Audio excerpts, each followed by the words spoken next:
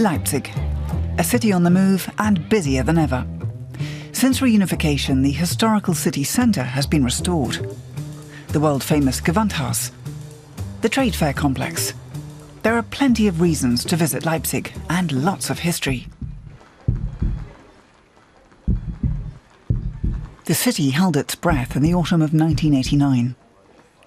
The Nikolaikirche was the beating heart of the Monday marches that ultimately culminated in the end of the communist regime and the reunification of the country. The pivotal role played by the church is recounted in Karin Schäuble's guided tour, taking in key local sites of the peaceful revolution. This church didn't become famous because of its architecture. In 1982, it began holding special Monday prayers. Over the next few years, the prayers attracted a growing number of people who were opposed to how society was developing in what was then East Germany. The result was the Monday demonstrations. Karin Schäuble was a witness to history. She took part in the protests. The Forum of Contemporary History gives visitors a comprehensive picture of Germany during the Cold War. It shows how the one-party communist government in the East came into being.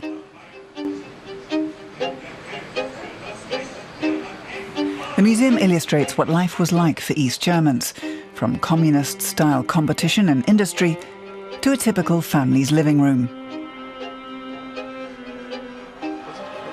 1989 marked the beginning of the end. As the party top brass celebrated the state's 40th birthday, the system was already crumbling beneath them. The Monday demonstrations began in September. By October the 9th, the number of protesters was overwhelming. The authorities considered using physical force. There were 7,000 or 8,000 armed men in and around the center of Leipzig.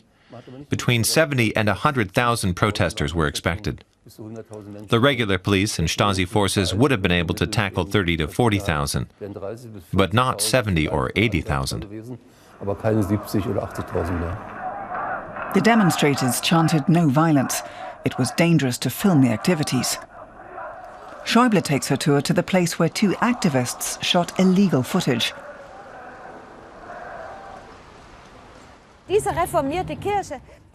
This church is precisely the place where the first film was shot of our Monday protest.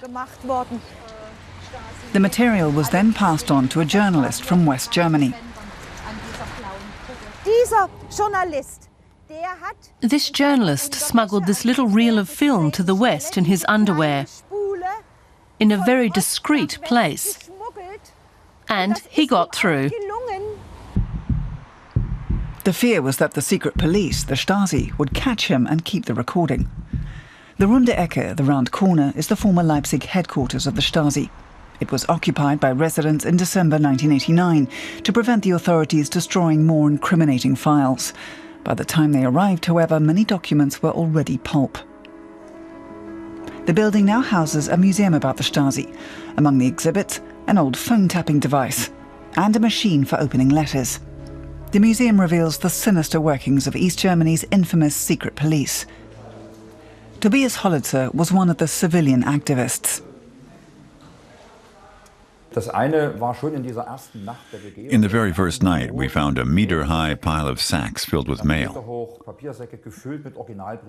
Were we in a post office? Or at the Stasi? And that's when I realized just what the Stasi was, and my gut reaction was that it must be definitely dissolved. The Stasi's tasks included monitoring and intimidating its own citizens, but it did not ultimately use mass physical force against demonstrators. Augustusplatz was the epicenter of the protests. A peaceful revolution with not a single life lost. That's something we can be absolutely happy about and grateful for the opportunity to experience it. How often do you experience something like that? Taking a tour with Karin Schäuble is just one of the many options in Leipzig for rediscovering modern German history.